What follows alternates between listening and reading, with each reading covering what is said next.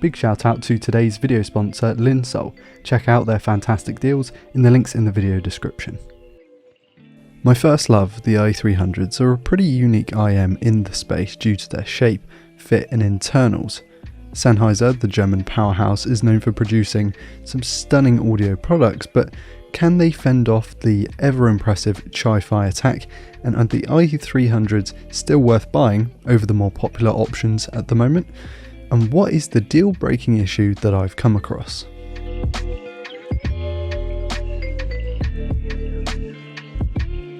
Hey guys, I'm Ryan Thomas, and what if Fortnite was first person only? Anyway, this IEM was not sent out to me by anyone, although Linsoul links will be in the description. This was one I actually purchased and one of the first IEMs that I purchased. It was my entry into the sort of mid-range IEM, spending more than just £50 or £60, getting something pretty decent.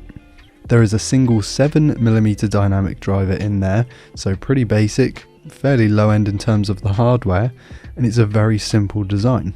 It comes with a fabric hard case, which is a small and easy to fit in your pocket kind of style, nowhere near as fancy as some of the others, and you can just about get the IEMs situated in there, but it does feel like a bit of a stretch.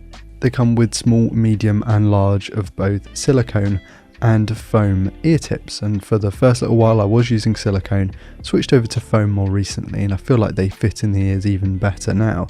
But the thing with these is that they are filtered, so if you put your own ear tips on there from a third-party manufacturer, it is going to sound different, and a lot of people have found that the tuned ones that come in the box are the best ones to go with because they are made specifically for the IEM. The IE300s are unique in their fit and their shape. They are absolutely tiny compared to all of the IEMs I have here. That includes the Zeros, the ZNA, all of them. These things are tiny and they hardly stick out of your ear, so you could easily wear a headset or a set of headphones over the top if you wanted to. I did find that my ears would get sore for the first 2 or 3 hours of the first maybe 3 or 4 days of using these, as they sit quite deep, but then after a while your ear becomes used to it and it's no longer a pain at all actually. I've been able to wear these for hours and hours at a time and not have any issues. Once they're in, they sound great and have a very impressive V-shaped graph to them. There's an impressive amount of bass and sub-bass, that's one of the main selling points of these. The bass is definitely there and you can feel it, but it's not the same kind of chest thumping bass that you would get from a big planar like the Timeless AE. That said, bass heads will still get a kick out of the IE300s.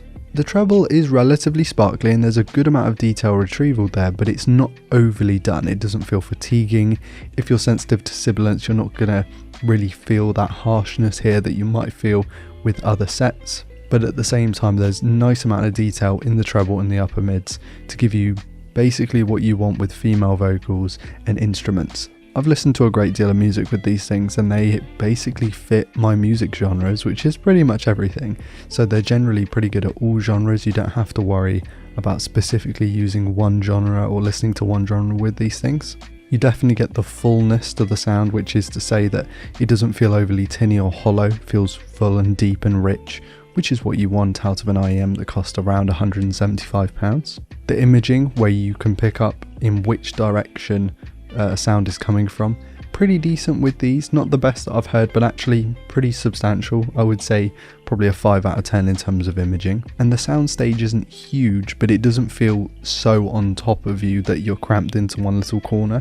It's average. I've played a fair amount of CSGO with these things, and obviously I play other games as well, but I'm mainly a CSGO player, and I found that with the imaging and the detail retrieval, you can tell where an enemy is, but the detail isn't necessarily, maybe it's the way they're tuned and the curve being quite V-shaped and not particularly flat, but the 7Hz Zeros, which have a much flatter curve because they were tuned by Critical, you get more of that detail and it's just more elevated, where with these it's a little bit duller. When you shoot the AWP, for example, it's a big boomy sound, which is really cool, it's really dramatic, but it just means you don't necessarily hear the detail down there, which you might do with the 7Hz Zeros.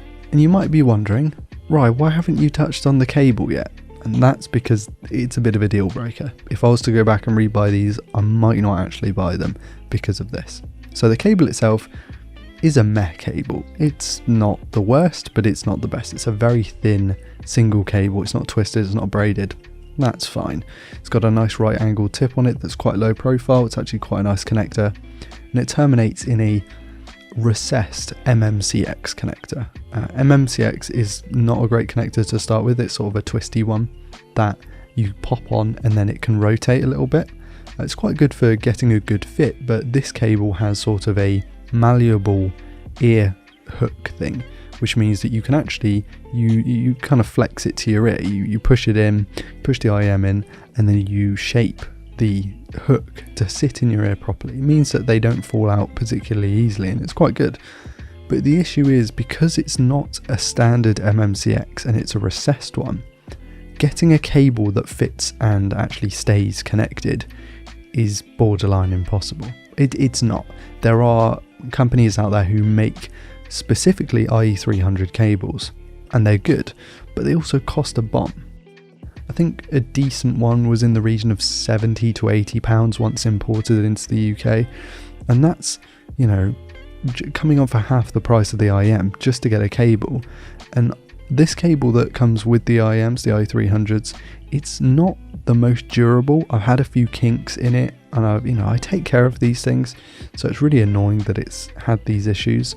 And I'm already getting a slight disconnect in the left ear. I have to really make sure that cable is in there, really push it deep in there to make sure that it's connected, and that's with the stock cable. I would like to get a third party cable, maybe when I've got a bit more money to spend on a cable, but £70 on an IEM cable, it's just nuts. I mean, it's where I like the idea of a 2-pin setup, because 2-pin cables, as they say in the States, a dime a dozen, right? And they're very cheap, you can get them really easily. They might not all be the highest quality, but getting one is easy, and ones that fit and ones that sit in the connector, absolutely fine.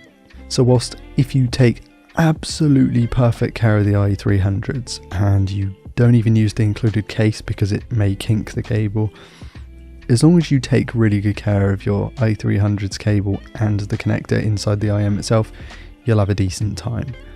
But on the off chance that something slips, or you just get a little break in it, or just life happens, right? Getting another cable is going to be a nightmare. And in my opinion, it's not a nice enough cable to warrant that. So do I recommend the IE300s?